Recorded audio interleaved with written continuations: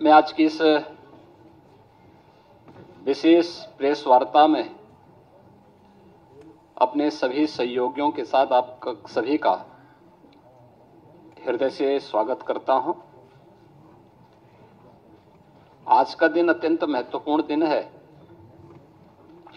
देश की आबादी के सबसे बड़े राज्य के द्वारा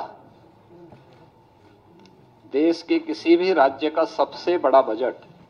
2025-26 का आज विधानसभा में प्रस्तुत किया गया है। 2025-26 के इस बजट की कुछ महत्वपूर्ण बातें जो हाइलाइट्स हैं वो क्या हैं, उनके बारे में ही मैं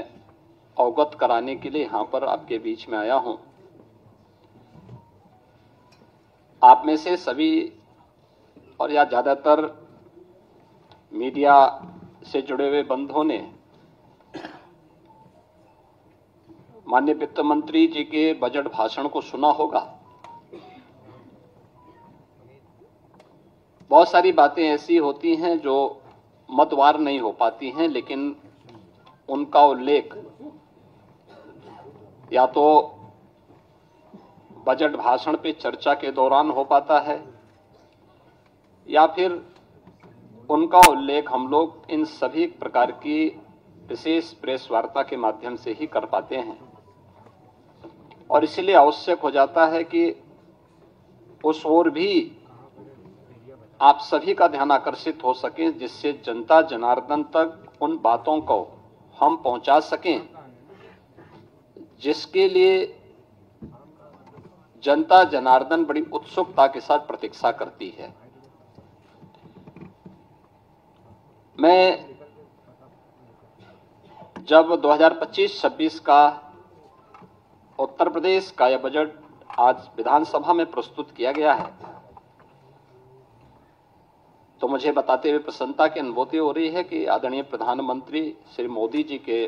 मार्गदर्शन में उत्तर प्रदेश सरकार का यह हमारी सरकार का 9वां बजट है और पिछले 8 वर्ष के अंदर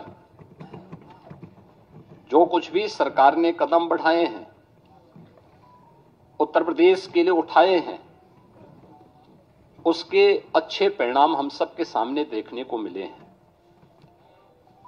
मैं इस बजट के प्रस्तुतिकरण के लिए वित्त मंत्री सुरेश खन्ना जी को और वित्त विभाग के अपर मुख्य सचिव समेत उन सभी अधिकारी और कर्मचारियों को हृदय से धन्यवाद देना चाहूंगा जिन्होंने अथक परिश्रम से उत्तर प्रदेश की आशा और आकांक्षाओं के अनुरूप इस बजट को आज सदन के पटल पर प्रस्तुत किया है। यह वर्ष हमारे लिए बहुत महत्वपूर्ण है। देश के संविधान को लागू होने का यह अमृत महोत्सव वर्ष भी है और साथ साथ उत्तर प्रदेश की स्थापना का भी यह अमृत महोत्सव वर्ष है। ये दोनों कार्य जनवरी 1950 में हुए थे और इसलिए 75 वर्ष की शानदार यात्रा के साथ आगामी 25 वर्ष की हमारी क्या योजना हो सकती है, उसका एक रोड मैप तैयार करने के लिए बजट अत्यंत महत्वपूर्ण है। इस अवसर पर हम सब संविधान के शिल्पी बाबा साहब भीमराव अंबेडकर, जिनके नाम पर डबल इंजन की सरकार लखनऊ में बाबा साहब भीमराव अंबेडकर स्मारक और सांस्कृतिक केंद्र की स्थापना कर रही है, संविधान के 75 वर्ष की इस यात्रा के लिए उन्हें विनम्र श्रद्धांजलि अर्पित करता हूं और यह केंद्र बहुत शीघ्र बाबा साहब भीमराव अंबेडकर के विचारों का एक केंद्र बनकर के संविधान की मूल भावनाओं के अनुरूप वंचितों को वरीयता देने के क्रम को तत्परता के साथ आगे बढ़ाएगी। यह एक नया माध्यम होगा और इसी को थीम में रख करके हमने 2025-26 का अपना ये बजट प्रस्तुत किया है। मुझे बताते हुए प्रसन्नता है कि पिछले जो बजट हम लोगों ने प्रस्तुत किए थे उन सब की अपनी एक थीम थी। 2017-18 का जो बजट था वह उत्तर प्रदेश के अन्नदाता किसानों को समर्पित था। अन्नदाता किसानों के हितों के लिए जो अनेक कदम सरकार ने उस समय उठाए थे, उनके ऋण माफी के कार्यक्रम रहे हों, उनकी फसल को प्रोक्योर करने के लिए प्रोक्योरमेंट सेंटर और एमएसपी का दाम उन तक पहुंचाने के कार्यक्रम रहे हों, चीनी मिलों के पुनरुद्धार के कार्यक्रम और वर्षों से लंबित गन्ना मूल्य के भुगतान को एक समयबद्ध तरीके से आगे बढ़ाने का कार्यक्रम रहा हो,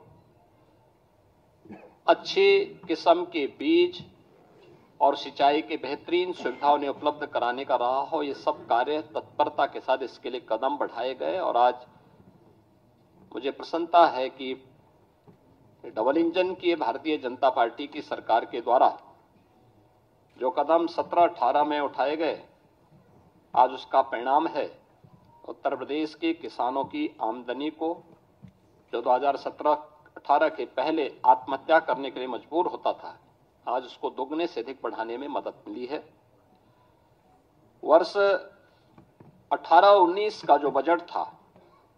वह बजट हम लोगों ने उत्तर प्रदेश के बीमारू राज्य से इसको उभारने के लिए इंफ्रास्ट्रक्चर और औद्योगिक विकास के लिए समर्पित किया था। आपने देखा होगा एक्सप्रेस वे में जो उत्तर प्रदेश की भागीदारी बहुत कम थी, आज गंगा